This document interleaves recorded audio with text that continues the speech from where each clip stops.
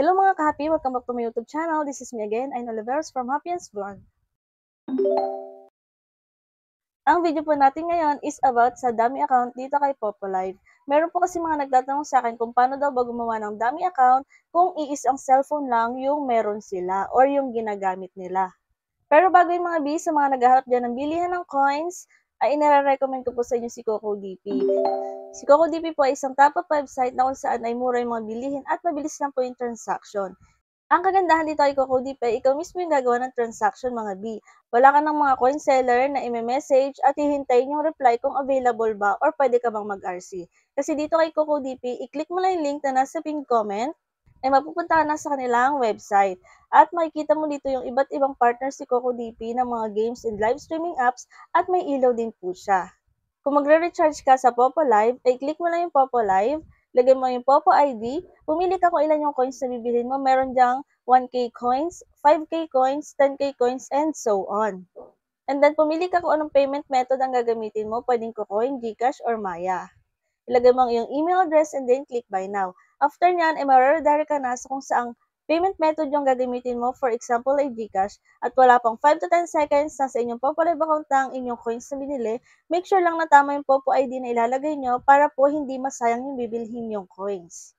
So, ganun lang pong kabilis dito mga B. Kaya anytime, anywhere, 24/7 open po si CocoDP. Kaya kahit madaling araw ay pwedeng-pwede kang bumili ng coins dito. At ayan na, meron ka ng coins, pwede ka na maglaro, mag-play lucky, or makipag-trade. So ngayon naman po, ay proceed tayo sa kung paano nga gumawa ng dummy account kung iisa lang yung cellphone mo. Yan, para makagawa po kayo ng inyong dummy account dito sa Popolive, kailangan yung mag-download nitong Voon app. So ayan, meron na ako. Punta lang kayo sa inyong Play Store and then search nyo lang Voon app.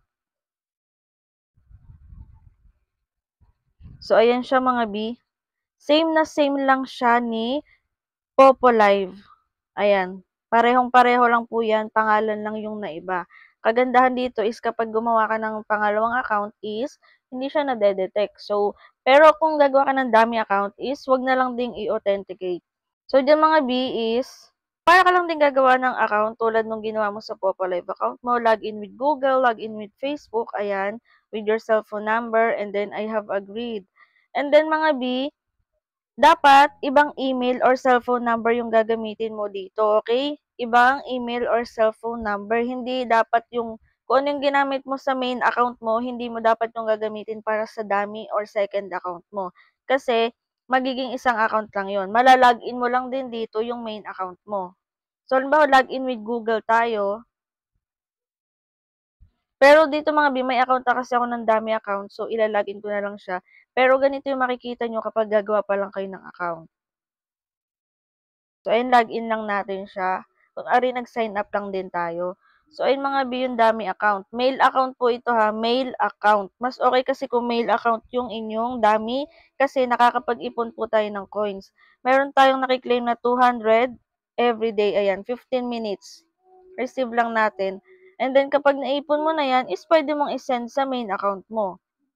So, paano naman malalaman or paano nyo naman masusure na mail account ko talaga to? Ibaba yung profile. Okay lang yan na iba-iba yung profile. So, dito nyo makikita sa, ito mga B, nakikita nyo ba yan? Kulay blue siya. Tapos, itong main account ko, which is female po, ayan, kulay pink. So, kapag blue yun nandyan, ibig sabihin lalaki yon or panglalaking account. Kapag pink, pang babae. So, ayun lang mga ka-happy for today's video. Ganun po gumawa ng dummy account kung iisa lang yung cellphone mo. And then, kung halimbawa, dalawa yung cellphone mo, pwede kang gumawa ng another dummy account dun sa cellphone mo using Popo and Voon app. Yan, tiyaga lang tayo sa pag-iipon ng coins and then kapag may 1K coins na kayo, pwede nyo na yung ibagsak sa main account ninyo. Meron na rin po akong video kung paano nga ba isend yung gifts from dummy account to main account kung iisa lang yung cellphone. So, check nyo lang sa aking playlist dito sa aking YouTube channel. And then, kung hindi ka pa nakasubscribe, ay mag-subscribe ka na para updated ka sa mga susunod nating videos at sa mga pa-event natin para maka-join ka rin. So, yun ang mga ka-happy for today's video and thank you for watching!